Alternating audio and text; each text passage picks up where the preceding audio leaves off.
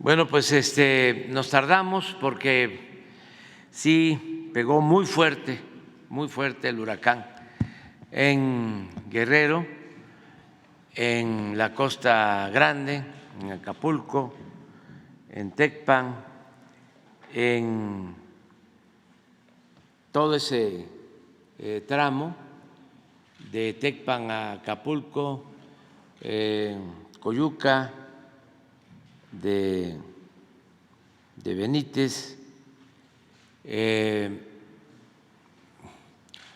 Juárez y otros municipios, Atoyac,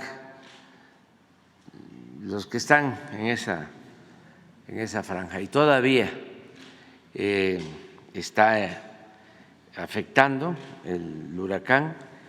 Se han perdido las comunicaciones por completo y está saliendo el general secretario, el secretario de Marina, la secretaria de Seguridad y Protección Ciudadana, el secretario de Comunicaciones, Transportes, la directora de Protección Civil. Desde ayer estamos allá, hay brigadas del Ejército, de la Marina, se está aplicando el plan DN3, el plan Marina, pero muy fuerte, es un fenómeno porque en muy poco tiempo, 12 horas, empezó a tomar fuerza y entró con categoría 5. Se está considerando que va a degradarse a categoría 2, pero todo el día va a haber lluvias y estamos buscando restablecer las comunicaciones. Hasta ahora no tenemos datos sobre pérdida de vidas humanas, pero no hay comunicación, no sabemos. Sí, daños materiales, ruptura de caminos, la propia autopista llegando a Acapulco tiene derrumbes, ya están los de comunicación trabajando. Nuestra preocupación mayor es la carretera de la Costa Grande y la población que vive de Acapulco hacia Zihuatanejo. Ya se está estableciendo comunicación y vamos a dedicarnos todo el día de hoy a estar pendientes y a seguir llevando a cabo el operativo de rescate, de apoyo a la población afectada. Eso es. Sí, se aplicó desde ayer.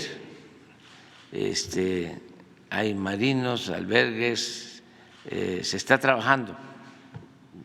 Yo ayer, cuando me informaron de que era un fenómeno, porque pocas veces, según los registros, se desarrolla así un huracán tan pronto y con tanta fuerza.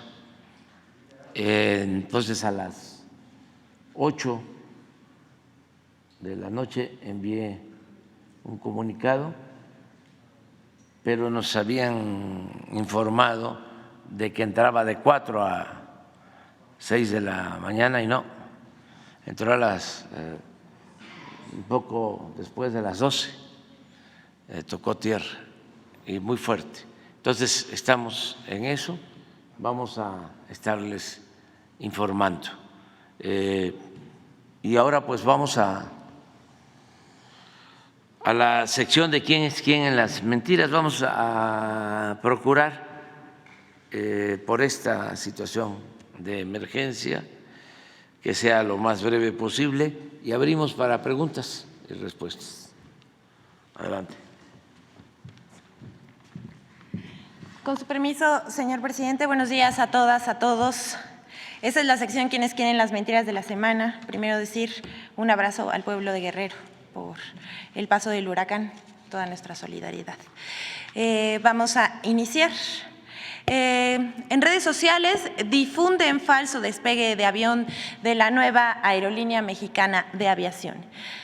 Es por todos conocido que cualquier proyecto que emprende el presidente Andrés Manuel López Obrador y su gobierno ha sido motivo de críticas, descalificaciones, mentiras y campañas de desinformación por parte de sectores conservadores en medios de comunicación y redes sociales. En un video difundido a través de la red social X y otras, se observa el momento del despegue de un avión que pierde una rueda de su tren de aterrizaje. Quienes distribuyeron este video aseguraron que se trataba de un avión de Mexicana de Aviación que había sufrido ese percance, lo cual es falso. Mexicana de Aviación todavía no realiza vuelos. En realidad, el video que circula en redes sociales data de 2020 y corresponde al vuelo 8684, lo estamos viendo en la pantalla, de la aerolínea Air Canada, que partió el 6 de enero de 2020 de la ciudad de Montreal, en Canadá, pero tuvo una falla técnica y perdió una rueda del tren de aterrizaje durante el despegue y se vio obligado a regresar al aeropuerto. Mexicana de Aviación es una empresa nueva de participación estatal mayoritaria, cuyo propósito es mejorar la calidad y cobertura de los servicios aéreos, así como impulsar la conectividad en el mercado donde existe demanda, lo que representará un motor de crecimiento, desarrollo y competitividad a nivel nacional e internacional.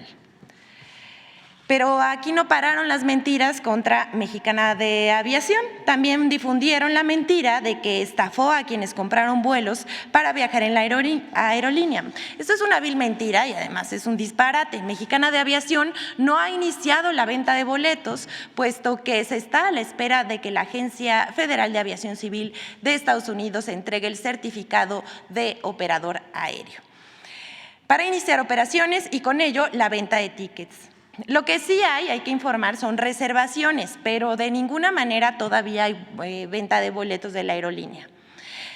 Pero como siempre, este tipo de mentiras que se difunden en redes sociales y en medios de comunicación nos dan la oportunidad de informar que esta aerolínea a cargo del Estado mexicano será inaugurada el sábado 2 de diciembre de este año y ofrecerá viajes a 20 destinos: Cancún, Monterrey, Guadalajara, Tijuana, Campeche, Chetumal, Mérida, Puerto Vallarta, Ixtapas y Guatanejo, Cozumel, Los Cabos, Hermosillo, Ciudad Juárez, Villahermosa, Huatulco, Oaxaca, Acapulco, Mazatlán, La Paz y León. Y orgullosamente estas rutas van a salir del Aeropuerto Internacional Felipe Ángeles. Y bueno, pues vamos con la siguiente. Bueno, ya saben, mexicanos a favor de la corrupción y la impunidad y en contra de la CFE. Otra vez, por curioso que parezca. El pasado 18 de octubre de 2023, Mexicanos a favor de la corrupción y la impunidad, asociación civil ligada a Claudio X González, opositor al gobierno del presidente López Obrador, publicó un pseudoreportaje titulado "Contamina CFE 17 veces más por encima de la norma de salud. La consecuencia, muerte por cáncer". Así tituló este pseudoreportaje y además lo difundió ampliamente por internet, haciéndolo pasar por algo novedoso, cuando en realidad se trata de un refrito, ya que fue publicado originalmente el 6 de julio de 2022 bajo otro título. En el texto hace mención a la central termoeléctrica Presidente Plutarco Elías Calles, afirmando que se viola la norma de salud, pero esto es falso. En materia de emisiones a la atmósfera, la central de Petacalco cumple con la norma de Semarnat. Además, cuenta con estaciones de monitoreo de calidad del aire que operan de manera continua. La información generada se entrega mensualmente a la Profepa, sin ningún contratiempo. La descarga de agua residual utilizada para el sistema de la central de Petacalco cumple con lo establecido en la Ley de Aguas Nacionales, los términos y condiciones de las concesiones otorgadas por la Comisión Nacional del Agua, así como la norma 001 de Semarnat vigente relativa a las descargas de agua. Además, este texto sin fundamento denuncia supuestos daños o riesgos a la salud de la población por esta mentira de que contamina, pero sus afirmaciones son falsas. Y es que así son los de Mexicanos a favor de la corrupción y en contra de la CFE. Vamos con la siguiente. Con esta vamos a concluir. Vamos a informar sobre la cargada de los medios a favor del Poder Judicial en la discusión sobre la extinción de fideicomisos del Poder Judicial. La cobertura y el espacio que los medios y en redes le han dedicado al tema de la extinción de fideicomisos del Poder Judicial y de las protestas de los trabajadores habla por sí sola. Vamos a ver esta gráfica. Más de la mitad de las notas publicadas de prensa, en radio, televisión y en internet han sido sobre este tema. La inmensa mayoría para cuestionar la medida y señalar que se trata de un golpe contra el Poder Judicial. Aquí podemos ver cómo de las 23.073 notas publicadas por todos los medios entre el 16 y el 23 de octubre, más de 12.800 de ellas estuvieron dedicadas al Poder Judicial, es decir, 55% del grueso informativo esta semana. Entre ellas, más de 5.000 sobre los actos de protesta, 22%. Pero bueno, vamos a dar un par de datos más. Queremos mostrarles un video que recogió el Canal 11, al cual agradecemos la aportación para esta sección. Recogió testimonios de asistentes, pero ¿qué creen? Ninguno pudo responder a la pregunta de cuáles de sus derechos, como dicen los voceros del conservadurismo, legisladores, senadores y también miembros de la oposición, columnas, etcétera, cuáles de sus derechos laborales se verían afectados por la cancelación de los fideicomisos. Vamos a ver este video.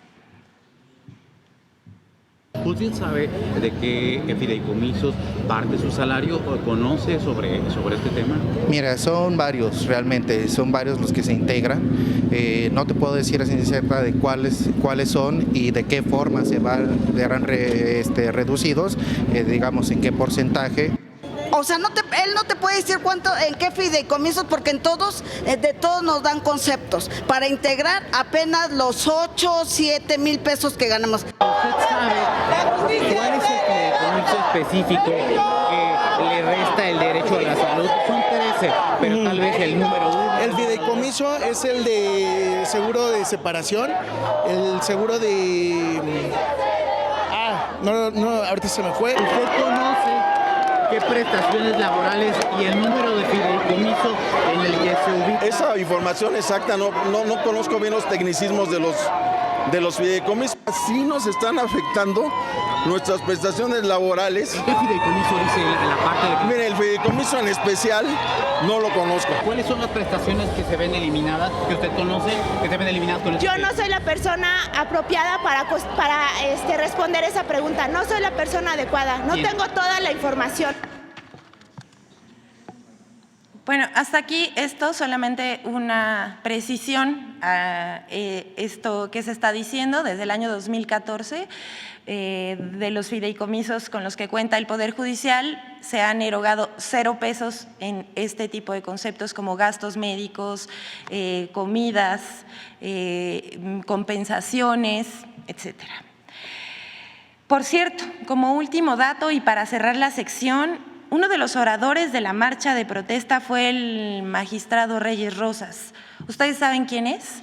Pues es uno de los que liberaron al fiscal de Morelos, Uriel Carmona, acusado de encubrir un feminicidio. Así lo reveló la revista Polemón. Hasta aquí la intervención de hoy. Muchas gracias, presidente. Es cuanto. Gracias, buen día.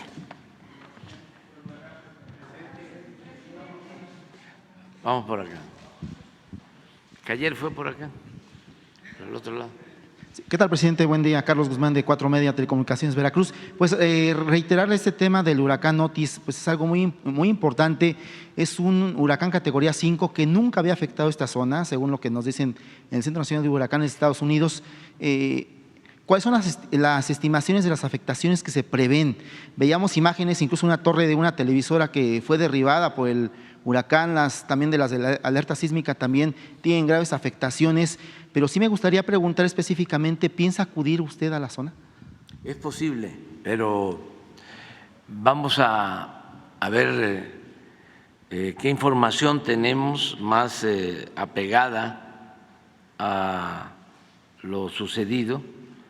Van a estar los secretarios, va a estar el secretario de Marina, de Defensa, la secretaria de Seguridad Pública, Protección Ciudadana, el secretario de Comunicaciones, y yo voy a estar pendiente.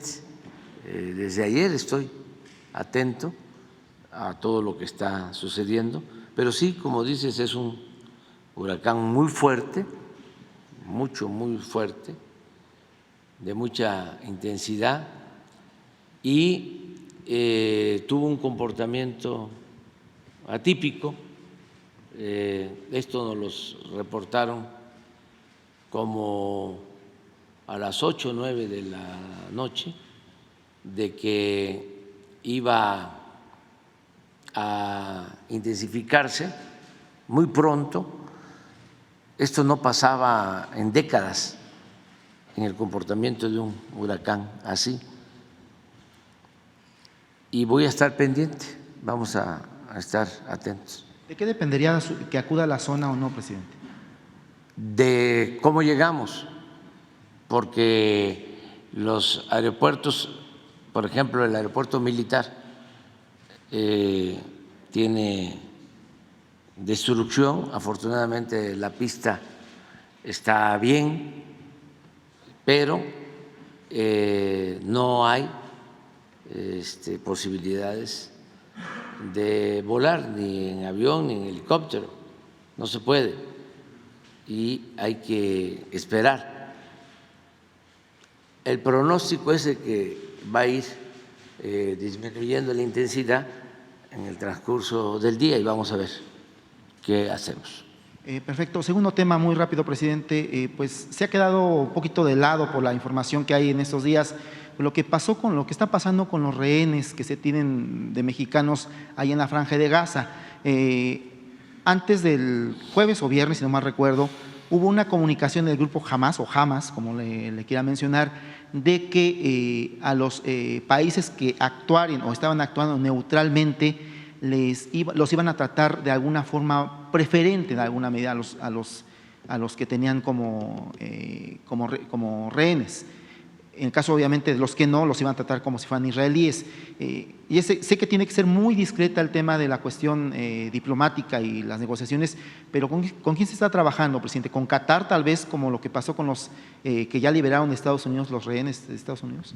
Estamos trabajando todo el tiempo. Está la secretaria de Relaciones Exteriores, Alicia Bárcenas, tratando este asunto. No queremos informar más sobre esto, queremos actuar de manera prudente, pero sí estamos buscando la liberación de 2 personas que tenemos datos de que están detenidas, 2 personas. Estamos en eso. Y en el caso de la médica que estaba en la franja de Gaza con límites con Egipto, ¿no hubo posibilidad de sacarla ahora que se abrió el cordón humanitario?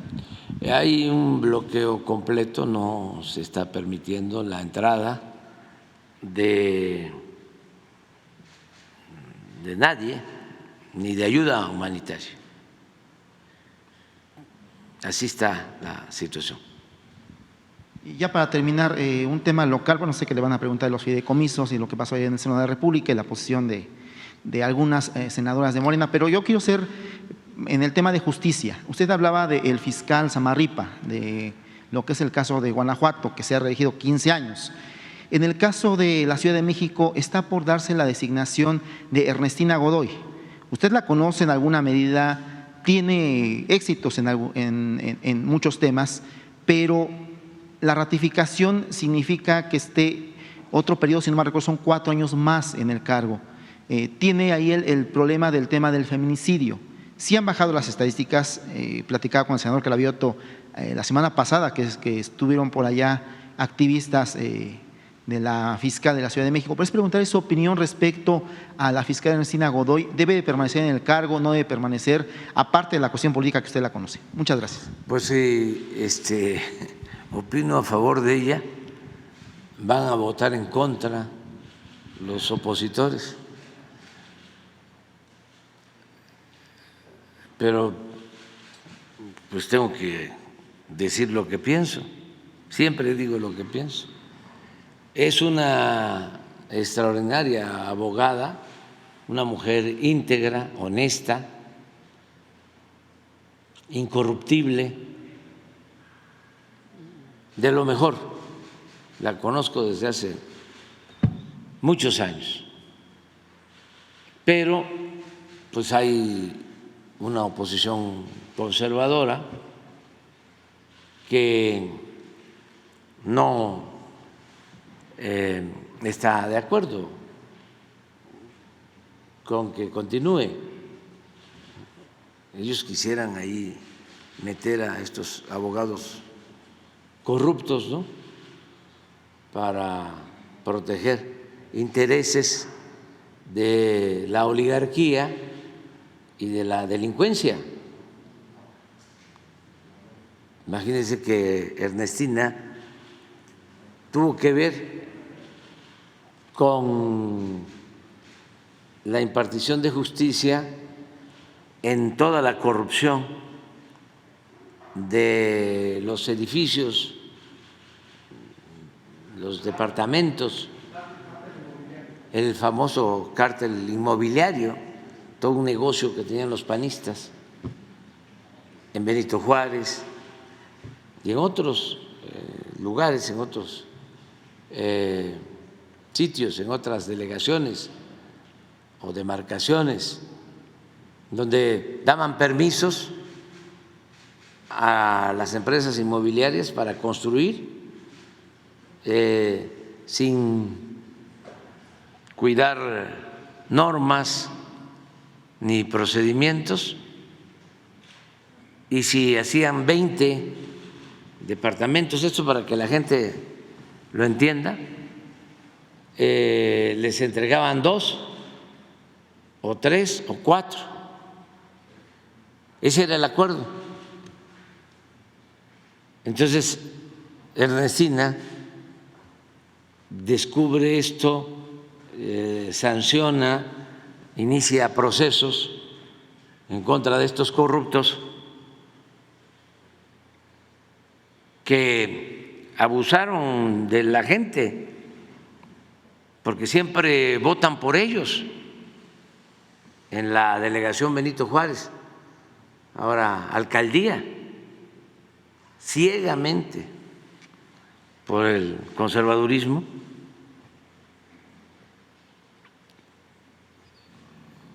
De manera fanática,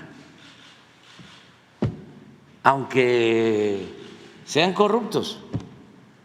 Ya les he platicado de cómo creo que yo una vez o 2 gané en la delegación Benito Juárez, pero nunca se ha ganado el gobierno delegacional, que ahora se llama la alcaldía. Nunca. Una vez estábamos muy bien posicionados en la ciudad y acababa de darse un escándalo de corrupción. Creo que el delegado de la Benito Juárez y una comitiva se habían ido a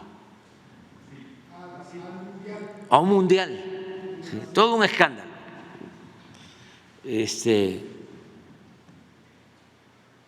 Y teníamos nosotros un muy buen candidato entonces, el maestro Batis, nacido en Benito Juárez, católico,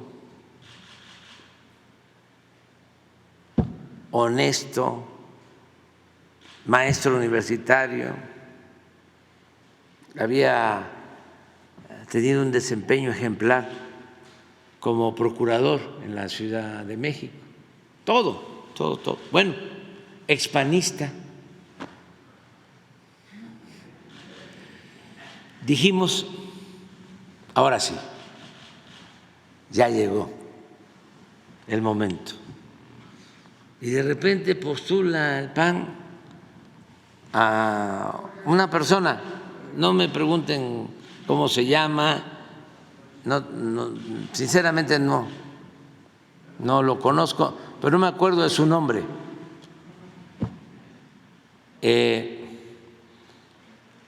¿Y qué creen? Que ganó,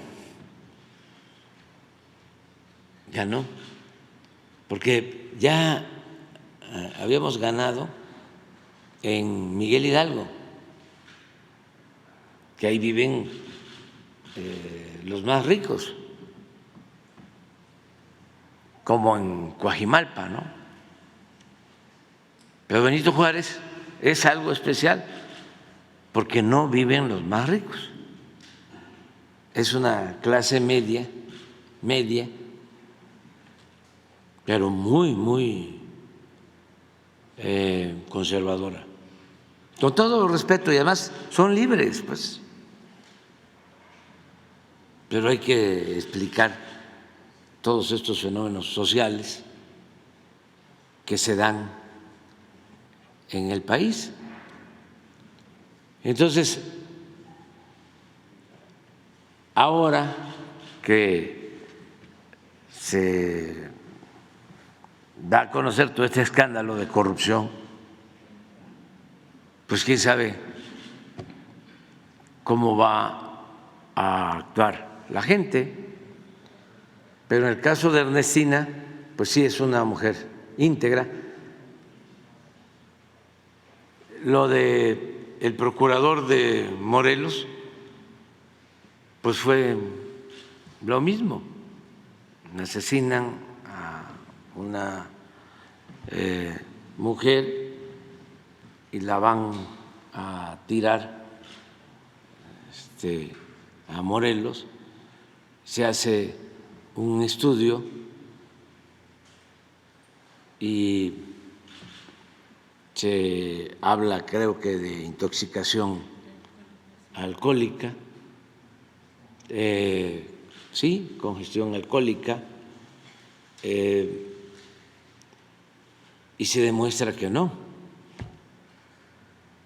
que la habían asesinado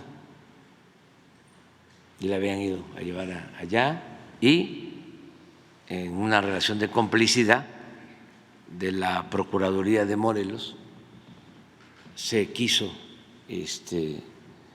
mantener impune este crimen. Entonces, ¿cómo actúa la Fiscalía de la Ciudad de México, Ernestina Godoy? Pues también no les gusta. Pero, pues así son los cambios. Es como esto que está pasando en el Poder Judicial. es muy bueno para el país que todo esto aflore, porque no se sabía nada. A ver, en honor a la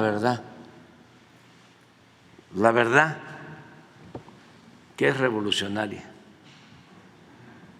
la mentira es reaccionaria. En honor a la verdad, los que nos están escuchando, viendo, sabían hace un año, y ya son gentes mayor, como yo, o no tanto, pero ya entrados en edad, sabían que un ministro en México ganaba 700,000 pesos mensuales. La mayoría no lo sabía.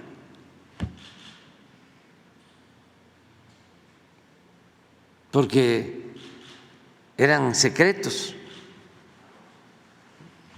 de Estado. Y habían creado un instituto de la transparencia, ¿no?, que nos cuesta muchísimo, 1,000 millones de pesos cada año. Pero se silenciaba todo.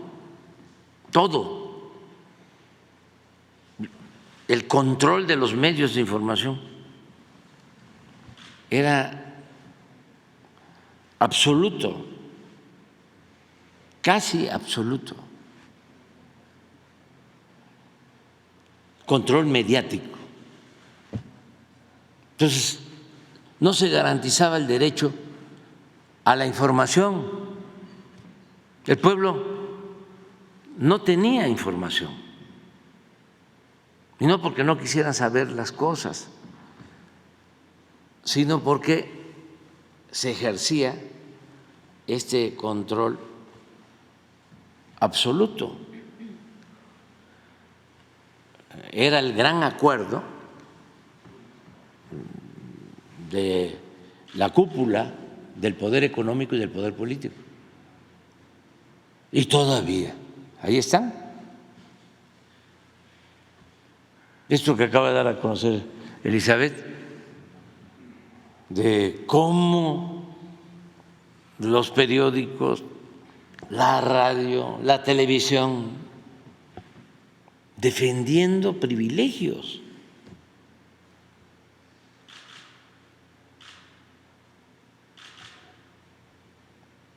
Una vergüenza. Entonces sí vale la pena este debate, porque ayuda a que se sepan las cosas y no se viva en el autoengaño, en la autocomplacencia, y se llega a creer de que es normal algo que sucedía con la corrupción, de que se veía normal. Había casos, afortunadamente muy pocos, en donde se le decía a los hijos: estudia para que cuando seas grande seas como don fulano, un reverendo ladrón. Se ponía eso como ejemplo y presumían de ser corruptos, no perdían su respetabilidad.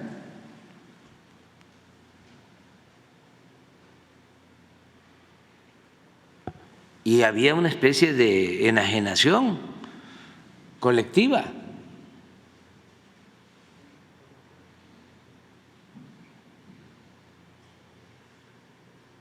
¿Cuánto tienes? ¿Cuánto vales? Y el que no tranza no avanza. y cómo has progresado. Te ha ido muy bien de estudiar en una escuela pública, ahora ya vives en Las Lomas, ya tienes departamento en el extranjero y ya tienes tus carros de lujo en tu mansión, tienes 4 o 5 carros de lujo y en una de esas hasta te puedes comprar un yate. ¿Cuánto cuesta un yate? Pero yo recuerdo que el que costaba más hace como 5 años, que escribí un libro de un mexicano, costaba, no, el de Joaquín es un barquito ahí, es como un cayuco. No, estamos hablando de un yate que de una persona que, como he finado, ya no voy a hablar de él, pero y además ese es rico de toda la vida, de abolengo, pero costaba $300 millones y ni siquiera navegaba en los mares mexicanos, navegaba ya en el Mar del Norte, y cuando llegaba a un puerto salía toda la gente del puerto a verlo y ya se sabía que era de un magnate mexicano. $300 millones. ¿Cuánto es en peso? Bueno, ahora el peso está muy fortachón, pero de todas maneras, ¿cuánto? 5.500 millones de pesos. 5.500 millones. Y ese yate fue hecho de manera especial. Le pusieron unos estabilizadores. Estamos hablando pues de todo esto, ¿no? Unos estabilizadores, una especie de amortiguadores para que el oleaje, ¿sí?, no lo moviera. O sea, que podían estar brindando, ¿sí?, y no se caía ni una gota de vino, de coñac o de champán, o sea, como si no pasara nada. Esa era una de las extravagancias de ese yate. Pero eso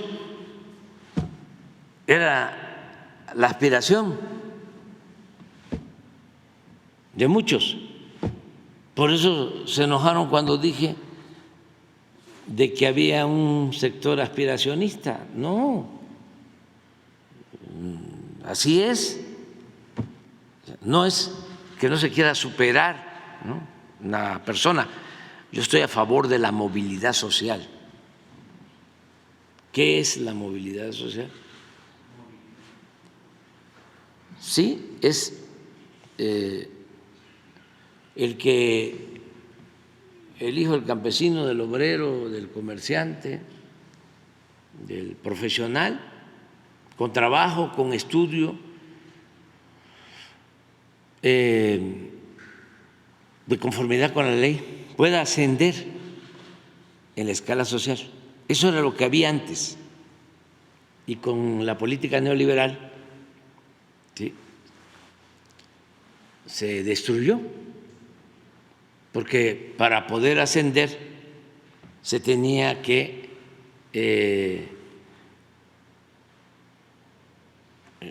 integrar a la banda de cuello blanco a una banda del crimen organizado.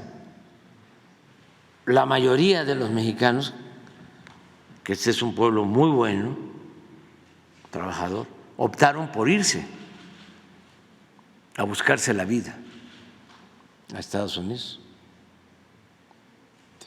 Entonces,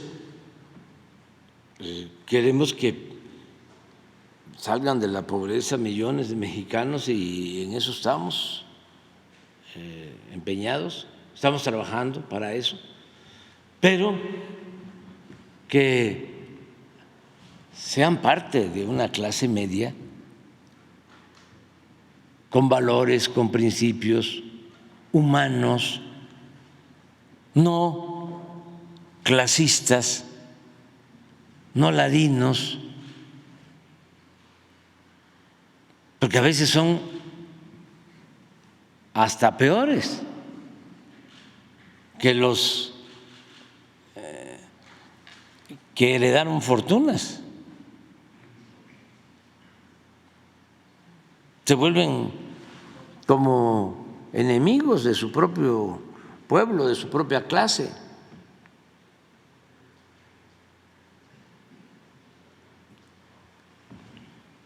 Esto es lo que se tiene que ir viendo, ¿no? Por eso es muy bueno este debate. Escuchaba yo un trabajador ahora que decía, es que nosotros ganamos 7, 8 mil pesos, y lo creo. O sea, del Poder Judicial para 700,000 y todavía ir a la marcha.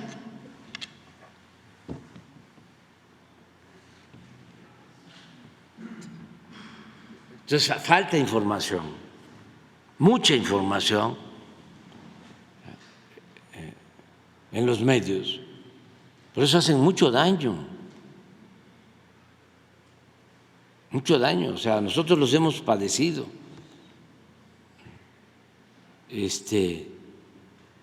Monsi contaba que cuando la campaña en contra de nosotros en el 2006 le preguntaban a una trabajadora doméstica, ¿y por quién van a votar? Por el que sea menos por López Obrador. ¿Pero por qué? No, se va a caer la bolsa. Oye, pues si tú no tienes inversiones, no, pero va a ser tremendo. ¿Sí? Por la manipulación tremenda en los medios, sin escrúpulos morales de ninguna índole. Y todavía se sienten ofendidos, ¿no?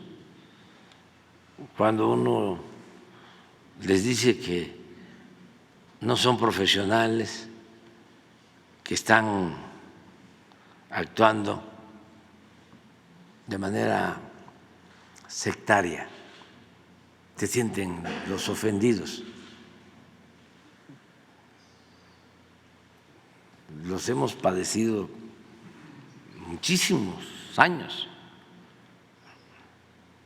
muchos años.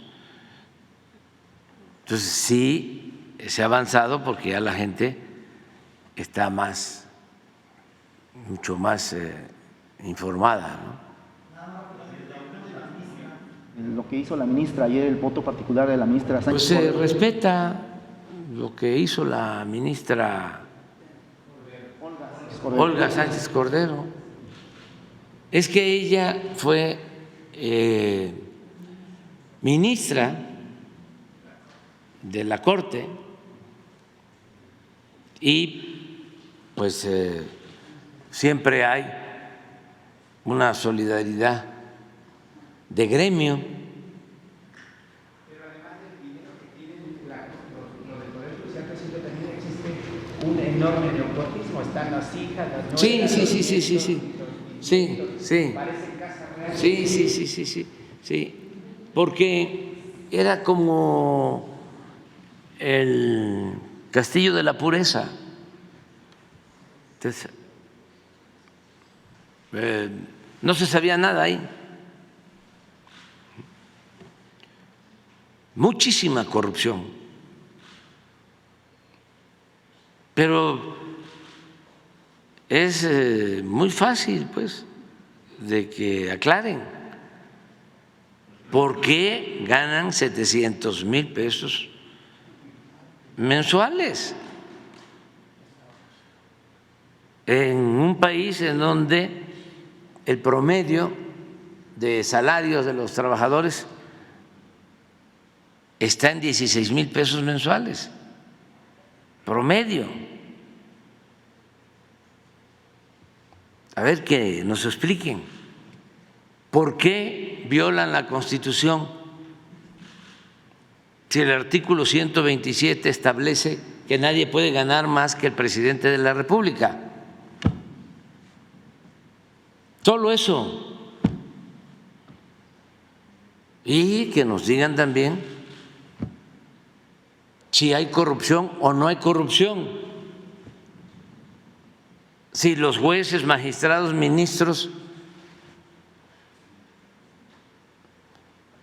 no son corruptos, con algunas excepciones, que nos digan.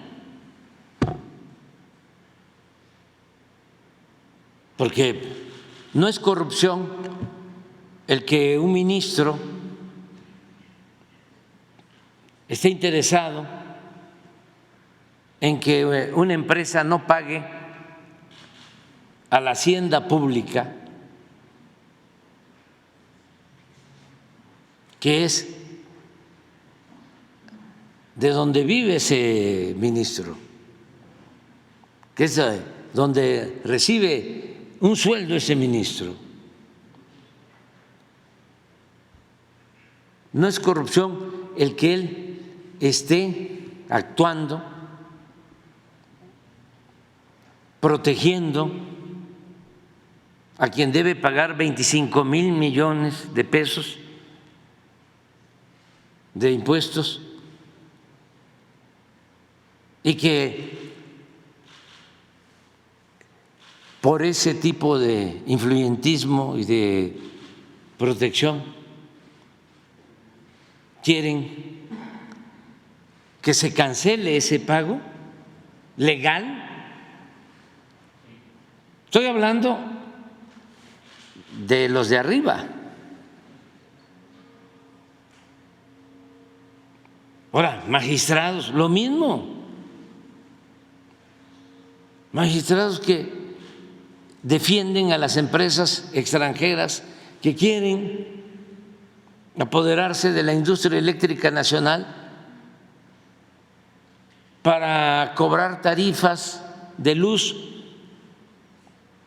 afectando a la mayoría del pueblo de México, y a ese magistrado se le paga con dinero del presupuesto, que es dinero del pueblo, y además está ahí emboscado, defendiendo solo intereses de minorías corruptas.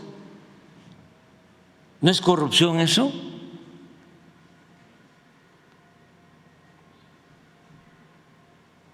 ¿No es corrupción que el día que resuelven sancionar en Estados Unidos a García Luna, ese mismo día el Poder Judicial le descongelan las cuentas a su esposa? ¿No es corrupción eso?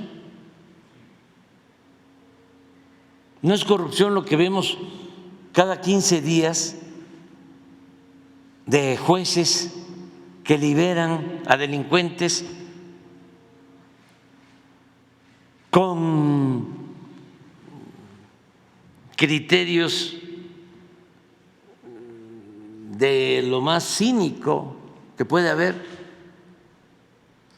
repito esto de que se detiene a una persona con cocaína y con armas de alto poder y el juez lo libera porque sostiene en su resolución textual de que sí lo habían agarrado con cocaína, pero no había ninguna balanza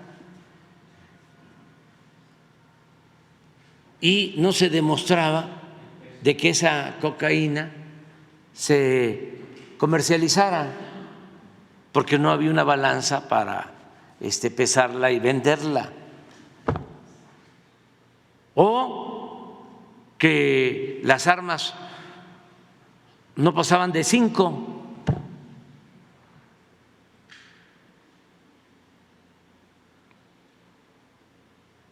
Entonces, ¿no creen ustedes que se requiere una reforma en el Poder Judicial?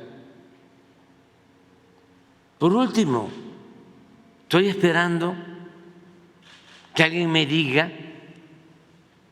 qué han hecho los del Poder Judicial en beneficio del pueblo. ¿Qué decisión han tomado en beneficio de la mayoría de los mexicanos? Y ya es mucho pedir, pero ¿qué decisión han tomado en beneficio de los pobres? Nada, al contrario. Todas las decisiones que han tomado, cuando menos en 40 años, han sido para beneficiar a una minoría rapaz en contra de los intereses de la mayoría del pueblo de México. ¿Qué hicieron cuando el salario mínimo, que no está en la Constitución de que el salario tiene que ser justo, remunerador y que permita satisfacer las necesidades de una familia? ¿Y qué hicieron ellos para que no se deteriorara el salario como sucedió en 40 años? Nada. ¿Qué hicieron para evitar que se privatizaran las pensiones de los trabajadores? Ayer hablábamos con los maestros. Si no se modifica, si no se resuelve el problema de esa ley que aprobó Calderón con la señora maestra Elvester, cuando un maestro se jubile va a recibir el 30% de su sueldo. Y saben que se acudió a la Corte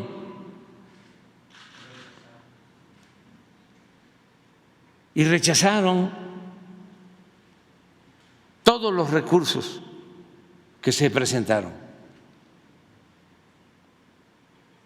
y muchas otras cosas. Lo que hablábamos de la guardería ABC, tristísimo lo que sucedió. Exministro Cosío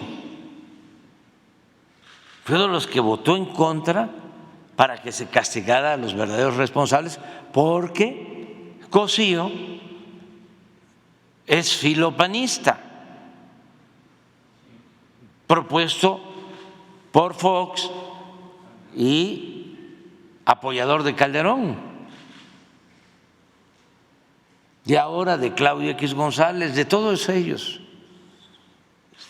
Me da hasta mucha satisfacción decir que somos distintos,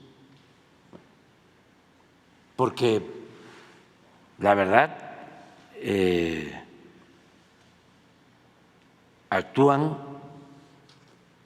de manera deshumanizada, muestran, ¿no?, su desprecio al pueblo, y además son muy hipócritas, muy hipócritas, muy corruptos. Imagínense, es como el mundo al revés. Los corruptos tienen una asociación para combatir la corrupción. Claudio X González y la señora Casá y Aguilar Camín y todos ellos corruptos. Y lo puedo probar, ¿eh?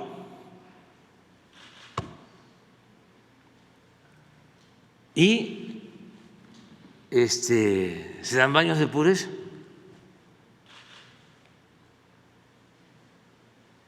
Y está bien, son libres y el que quiera tragarse ese plato de mentiras, pues también buen provecho, ¿no?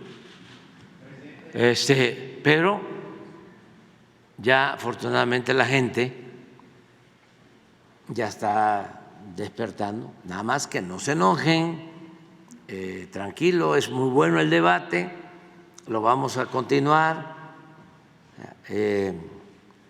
vamos a seguir debatiendo porque la transparencia es una regla de oro de la democracia y así vamos limpiando, vamos informando, vamos concientizando, vamos purificando la vida pública. Hablaba yo de todos estos estereotipos, ¿no?, que se fueron estableciendo, de que si no eres corrupto eres un tonto, si tienes un cargo y no robas eres un tonto, no pierdas la oportunidad, no se te va a volver a presentar, no estés pensando en los demás, piensa en ti. El pueblo es malagradecido, el pueblo no reconoce nada. Por último,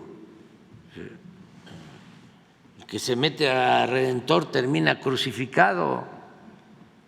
No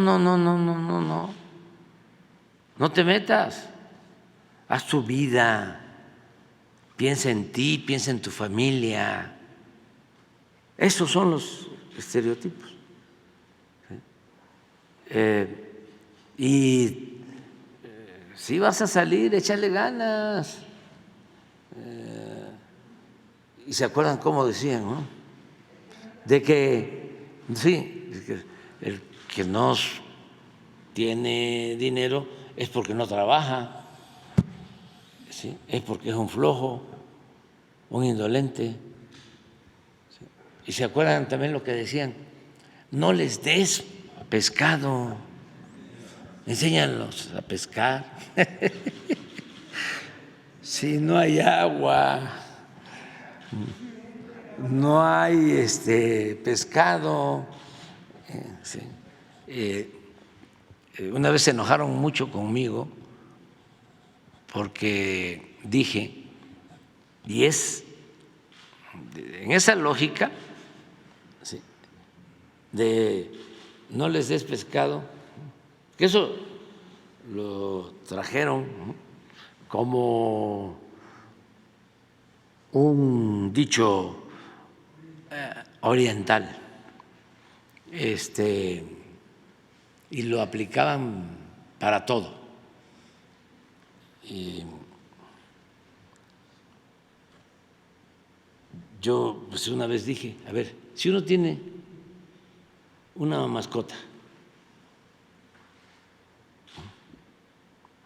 que ya acá en todas las casas hay y se les quiere mucho, ¿sí?, un gatito, ¿sí?, un perrito, una mojina,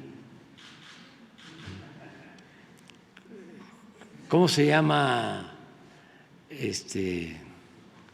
Jesús tiene, no, que el blanquito que es como un ratoncito,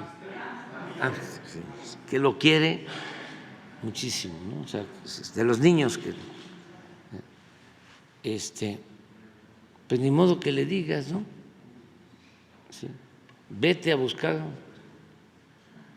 tu comida, ¿no? Trabaja, no, pues uno, ¿sí?, le tiene que dar, ¿no?, su agüita, su comidita. Claro, no se puede distribuir la riqueza que no se tiene. Hay que producir la riqueza, pero eso lo hacen todos los mexicanos. ¿O quién produce la riqueza? Nada más los que invierten capital, también los trabajadores. O sea, y a veces eso no se toma en cuenta. Entonces, se produce la riqueza, claro que todos tenemos que trabajar y todos tenemos que apostar a que haya producción. Las naciones avanzan cuando producen. Sí, claro, se tiene que impulsar la actividad productiva y de esa manera, ¿sí?, hay empleo y hay salarios y hay bienestar. Eso es lo ideal. Pero en nuestro país, con millones de pobres, ¿qué no vamos a ayudar a los más necesitados, a los más desposeídos? Y cuando ingresen al proceso productivo formal, porque claro que trabajan, nada más que en sus actividades para el autoconsumo, para la sobrevivencia, mientras todos tienen empleo, mientras todos tienen seguridad social, pues el Estado tiene que ayudar. Esa es la distribución de la riqueza, la distribución del ingreso. Para eso es el Estado. Y eso es lo que tenemos que seguir haciendo. Esa es la filosofía. Y siempre digo, no es quitarle a los de arriba, es abajo los privilegios, arriba los de abajo,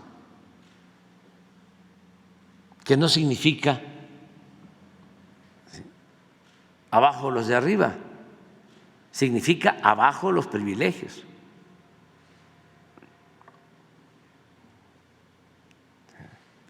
Arriba los de abajo y abajo los privilegios. Esto que estamos viendo con la Corte, ¿cómo 700,000 pesos mensuales? ¿Qué se creen? Pero además los moches, aparte.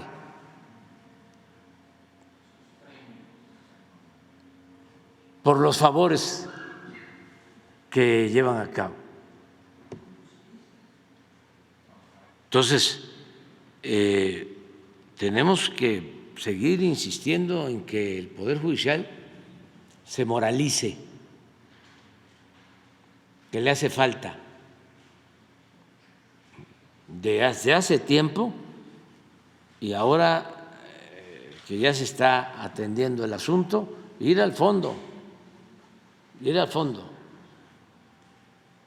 Y como la corrupción, no es nada más castigar al corrupto, es estigmatizar la corrupción, que no se piense que eso es normal, que no se establezca como forma de gobierno, como estilo de vida, no permitirlo. Eso es lo que considero va a ayudar mucho. Y además quiero aportar que efectivamente muchas personas están muy agradecidas por todos los programas sociales porque ha subido mucho su calidad de vida. Y estoy hablando a todos los niveles, desde el nivel bajo hasta el nivel medio, aunque lo critiquen los del nivel alto.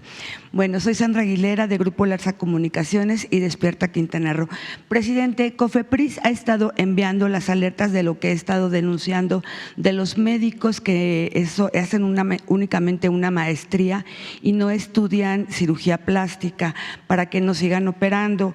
El doctor López-Gatell aquí mismo lo ha dicho en reiteradas ocasiones de que es muy peligroso y que esa maestría no es válida.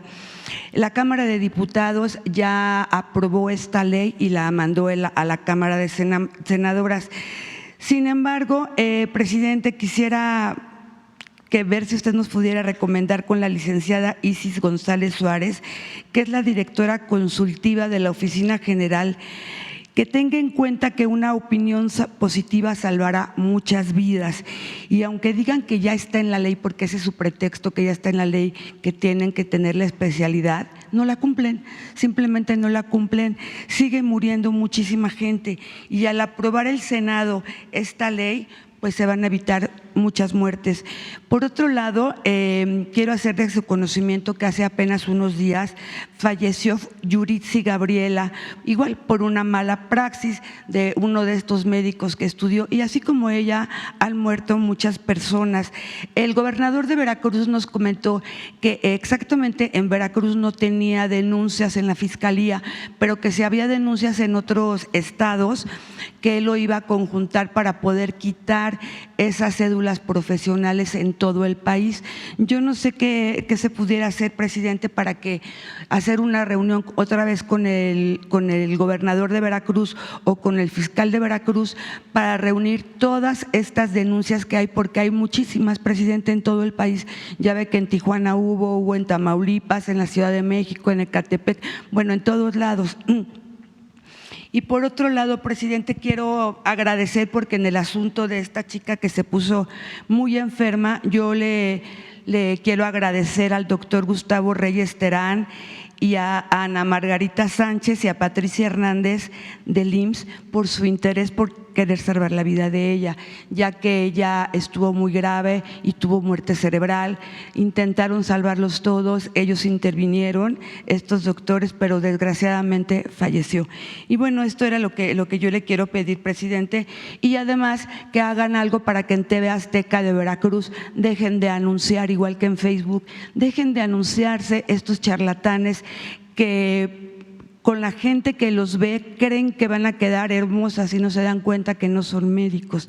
¿Qué se podría hacer en esto? Y se me podría recomendar con el fiscal de Veracruz y con el gobernador, porque cuando lo vi fue hace ya 2 años, presidente. Esa es mi primera pregunta. Bueno, pues en los 3 casos, lo del Senado, lo del apoyo del sector salud, que continúe, y lo de la entrevista con el gobernador de Veracruz, nosotros ayudamos. Muchas gracias, presidente. Bueno, por otro lado, presidente, hace unas semanas el colectivo Amor por Nuestros Desaparecidos dio a conocer un campo de exterminio en el ejido de La Retama, en Reynosa, Tamaulipas. Se encontraron restos que fueron cocinas y fosas clandestinas. Este ejido fue comprado casi en su totalidad por el exgobernador Francisco Cabeza de Vaca a través de una de las empresas fachadas que él tiene, donde supuestamente instaló energía eólica, asociándose con una empresa llamada Acciona. Son datos obtenidos de la UIF. Las autoridades han dado a conocer que se tienen más de 1 tonelada de huesos, de restos óseos, presidente. Más de 1 tonelada, pues no sé cuántos cuerpos podrían ser ahí, pero eso fue lo que se encontró. Es del dominio público que el exgobernador Cabeza de Vaca está… pues saqueó el Estado y es relacionado con el crimen organizado, la extorsión y despojo de varios empresarios, tanto en Tamaulipas como en Puebla. Las personas más beneficiadas con Cabeza de Vaca son los exsenadores Javier Lozano, quien orquestó el despido injustificado de 44,000 trabajadores de Luz y Fuerza del Centro, quien además tiene abierta una carpeta de investigación por violar los derechos de los trabajadores. Y también está Roberto Gil Suart, quien tiene abierta una carpeta de investigación en la FGR por enriquecimiento ilícito. Quisiéramos saber el estatus de estas carpetas. Yo ya las tengo investigadas, están abiertas, todavía están activas, pero no se ha hecho nada. Yo me imagino que las tienen pues guardadas por alguna razón, presidente. Por lo anterior mencionado, es evidente que el exgobernador dejó al frente de la Fiscalía a Irving Barrios Mojica. Estamos hablando de otro fiscal. Personaje de negro historial, recordado por el michoacanazo y queriendo repetir lo mismo con los funcionarios morenistas, además de permitir la impunidad, como por ejemplo en el asesinato de aquí de mi compañero, del papá de mi compañero Carlos Domínguez. En el Poder Judicial, tanto en el Consejo de la Judicatura como el Pleno del Supremo Tribunal de Justicia, el exgobernador metió a sus allegados para tejer un entramado de impunidad que permanece. En la actualidad, el gobierno que encabeza el doctor Américo Villarreal, a través de la Consejería Jurídica, ha presentado más de 50 denuncias en contra de exfuncionarios de los principales niveles, secretarios, subsecretarios y directores. Sin embargo, y vergonzosamente, la Fiscalía no ha judicializado más que 2 carpetas de investigación, sin mayores consecuencias. Justo ayer presentaron 7 denuncias más en su contra, de su hermano y secretarios de su gabinete. ¿Es posible, presidente, que se atraiga estas denuncias que está manejando este fiscal de Tamaulipas a la FGR, a la Fiscalía General? Porque si no hace nada, lleva tanto tiempo, él antes de irse dejó todo con candados para que el nuevo gobernador no pueda hacer nada, pues es difícil porque todo está con él, también los policías, su gente, todos están trabajando en Tamaulipas. Además, han lanzado una nueva ofensiva que no deja trabajar al gobernador. Además, tienen una gran campaña de desprestigio en contra del fiscal de Hidalgo, Santiago Nieto, por haberlos exhibido cuando estaba en la UIF. Por otro lado, presidente, es público que en el estado de Jalisco es el mismo modus operandi, presidente, de Cabeza de Vaca. Ha salido en varios medios de comunicación que el gobernador Alfaro tiene una gran red de corrupción que ha ido tejiendo con sus allegados, al igual que la red de Tamaulipas. Es decir, en el Poder Judicial, la Fiscalía del Estado, la Seguridad Pública, Poder Legislativo, está manejado por el actual gobernador, a través de su excuñado Rafael Martínez. Por cierto, presidente, mientras usted y los diputados federales de Morena, ahora los senadores, han cuidado eliminar los privilegios del Poder Judicial, los diputados locales de Morena en Jalisco, encabezados por el expanista y ahora morenista Chema Martínez, le acaba de aprobar el 100% de aumento al Poder Judicial local, a iniciativa del gobernador Enrique Alfaro.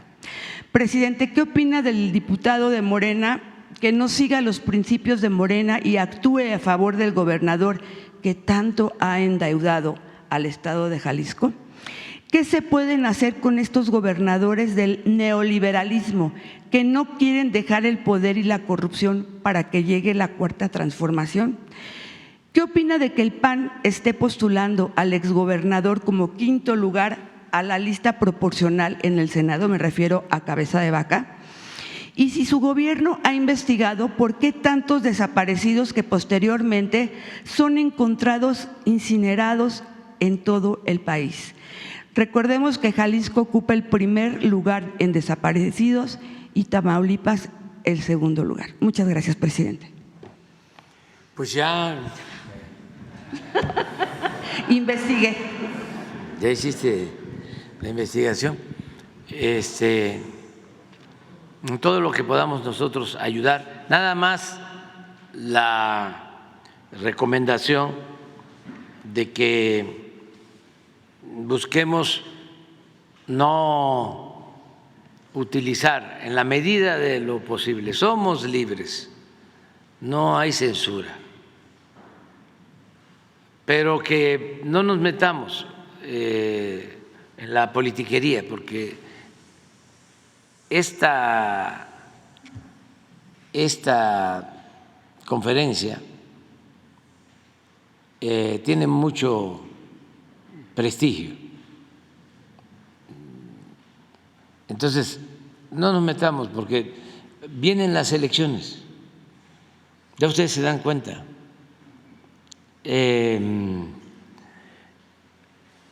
Hay muchos aspirantes de todos los partidos y que no nos metan en eso. No va a haber censura aquí, ¿eh? O sea, ustedes van a tener siempre la libertad de expresarse, de manifestarse, nada más que cuiden eso. Ya se hizo una investigación en este caso, ya se dio a conocer. Esto ayuda mucho para que nadie se sienta intocable, porque antes no se podía tocar al intocable. Y ahora ya todo servidor público puede ser cuestionado y tiene derecho también a réplica, ¿no? Y no hacer nosotros juicios sumarios, ni mucho menos desatar campañas de linchamiento político, público. Donde hay pruebas hay que denunciar. Si es corrupción, si se afecta al pueblo, nada más eso, ¿no? Porque va a ir aumentando la denuncia por la situación electoral, pero que nos ayuden todos, ¿no?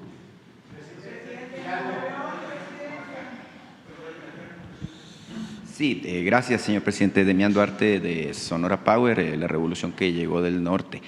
Señor presidente, bueno, por alusión, el otro día que estuvo aquí la secretaria María Luisa Albores, pues yo no pude estar, tenía que estar de regreso en Hermosillo por razones que son irrelevantes.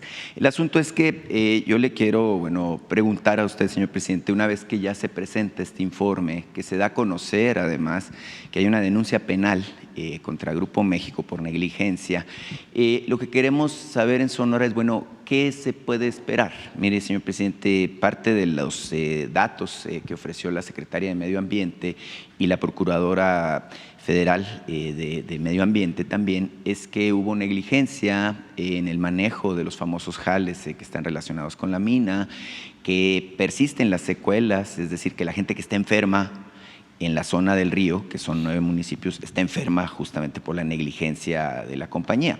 Ahora, hay un balance que habla de que la compañía tendría que aportar alrededor de 20.500 millones de pesos, el equivalente a más o menos 1.100 millones de dólares.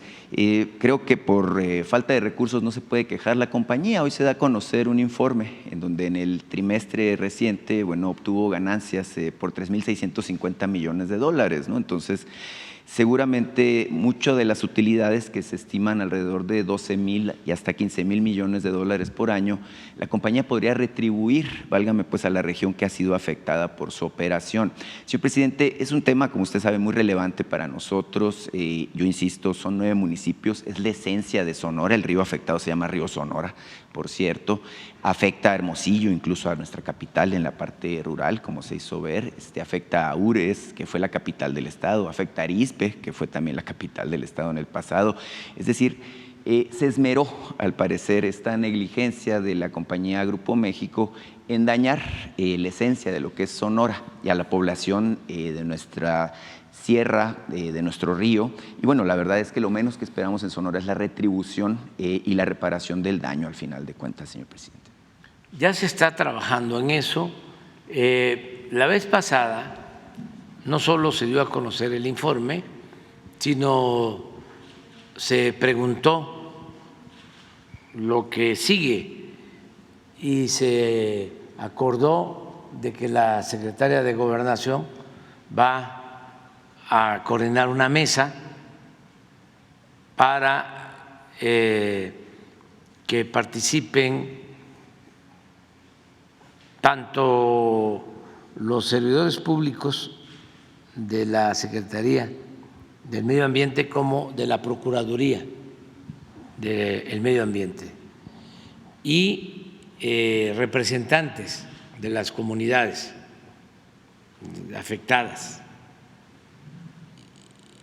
Y ya se está hablando con ellos, pero hace falta que se llegue a un acuerdo, si es que hay voluntad de parte de la empresa para remediar los daños causados. En eso estamos. Yo creo que mañana podríamos informar sobre el avance.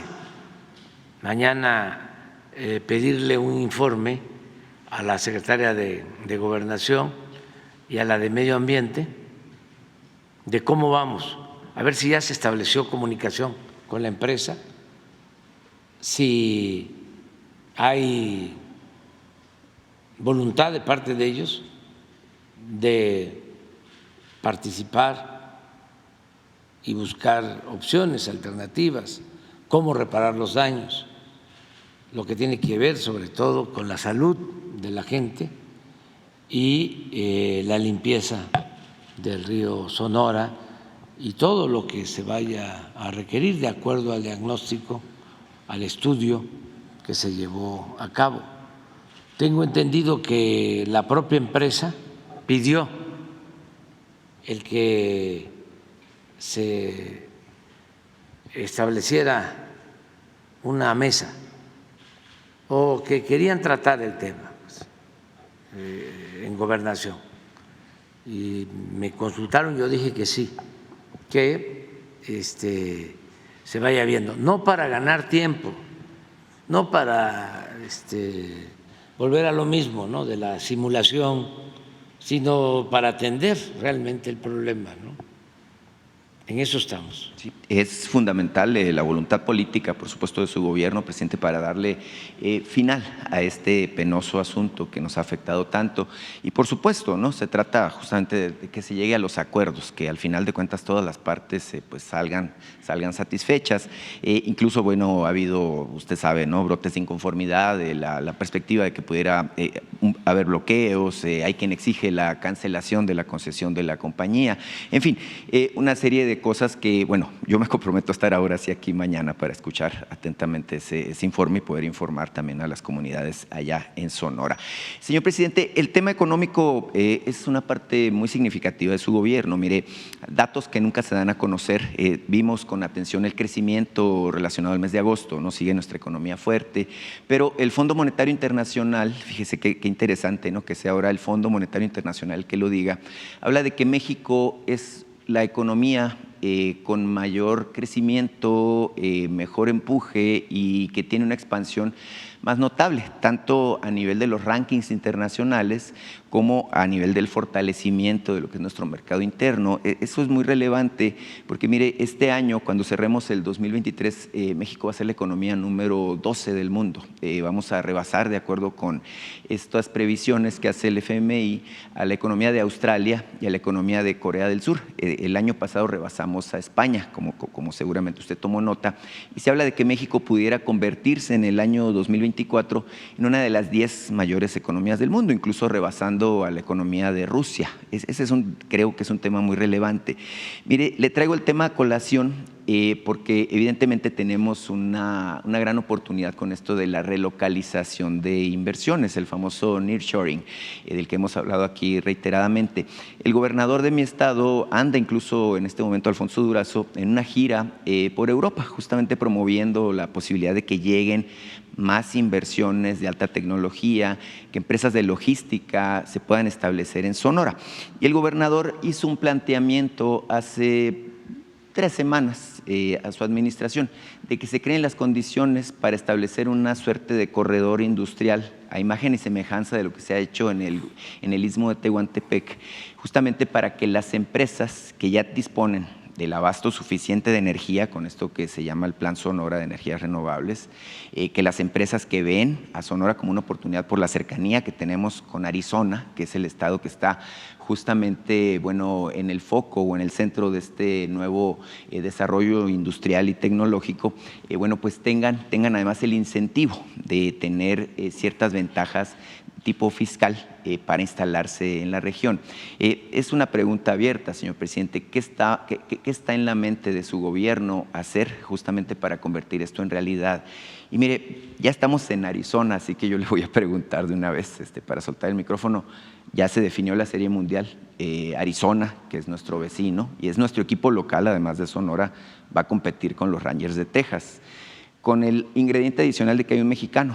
Alec Thomas se llama, compitió por México ahora que fue el Mundial de Béisbol. Él es nacido en Estados Unidos, pero de padres sonorenses. Como dicen los mexicanos, nacemos donde nos da la gana. Al final de cuentas, nació en Chicago. Sin embargo, él ha vestido los colores de México. Preguntarle a quién le va, presidente, y de pasadita nomás decirle, oiga, ya están listas las escuelas de béisbol. ¿Cuándo va a ir a inaugurarlas? Están funcionando incluso ya en Sonora. Estamos muy entusiasmados. Ya sabe usted que para nosotros, así como para ustedes en el sureste, pues el béisbol es una especie de religión deportiva. Muchas gracias, señor presidente. Bueno, mire, Sonora tiene mucho futuro. Están creciendo actualmente y van a crecer más. Yo creo que está garantizado el desarrollo de Sonora para las nuevas generaciones. Y voy a hablar de 5 factores, o 6. Primero, el pueblo de Sonora, que es un pueblo trabajador, emprendedor, eso es una riqueza. Segundo, Sonora aporta minerales estratégicos para el desarrollo futuro. Tiene litio, eso es lo segundo. Ya estamos trabajando en la tecnología para quitar la arcilla y poder utilizar el litio. Tercero, ya están en construcción las plantas para generar energía, sobre todo la planta solar, y ya están los proyectos para 3, 4 plantas más y para líneas de transmisión. 4, gas. Ya está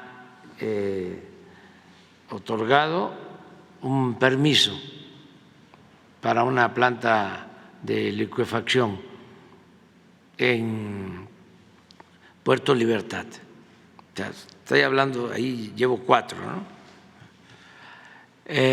5, la cercanía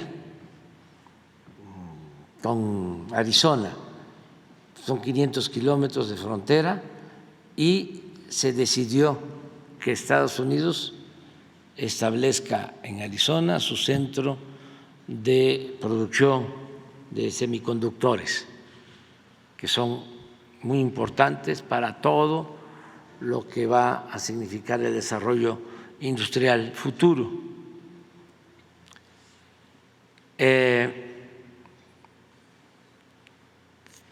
¿Llevo qué? 6. ¿O voy al 6? Voy al 6. Sí. La comunicación, sí, la cercanía, la vecindad, sí, y el puerto de Guaymas, que es muy importante. Ferrocarril, puerto de Guaymas y la frontera, que se está mejorando con nuevas aduanas, con equipos modernos. Y dejé al final algo que para los sonorenses, para los mexicanos, es muy importante. Con toda la reconversión industrial, uno de los recursos mineros más demandado va a ser el cobre.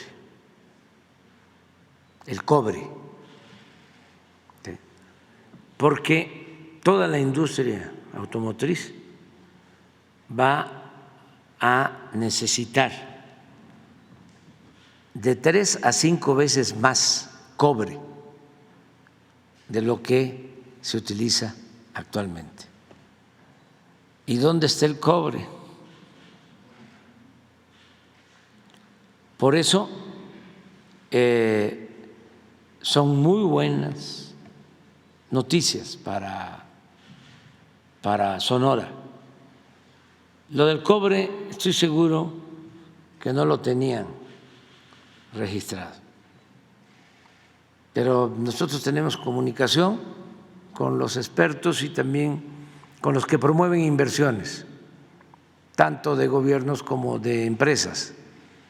Y me llamó mucho la atención una plática reciente con un estratega de finanzas. Vino a tratarme varios temas, pero 2 en particular tenían mucho interés: cobre y el Istmo de Tehuantepec.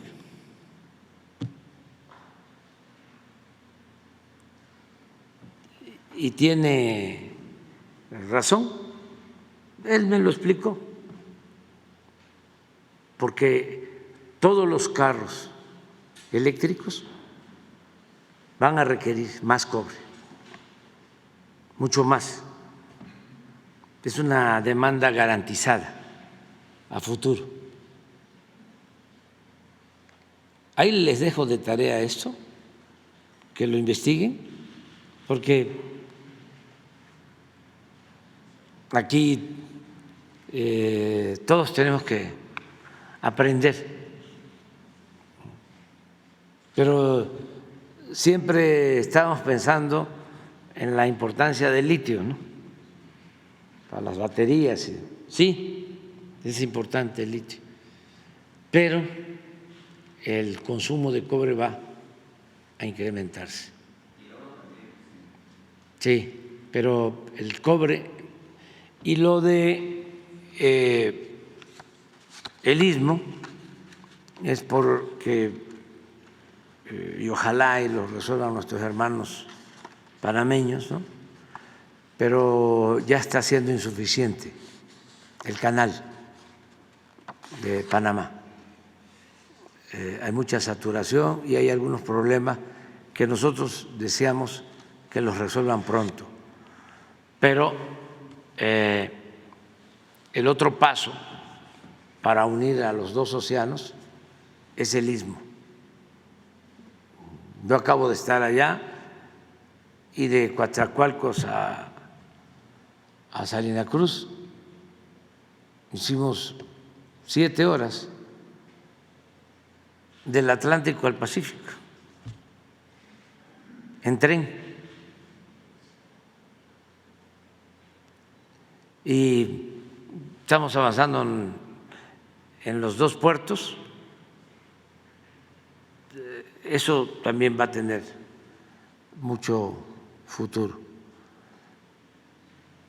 Y vamos a seguir, ¿no? Apoyando. ¿Por qué no te quedas para mañana? Tú abre. Sí, ya, dos. Hombre, mujer, te tengo pendiente a ti. Sí. A ver, vamos a hacer una excepción, ¿no? Una excepción. Vamos a tener tiempo mañana, además ahorita tengo que ir a ver lo de Guerrero. Miren, vamos con los 4.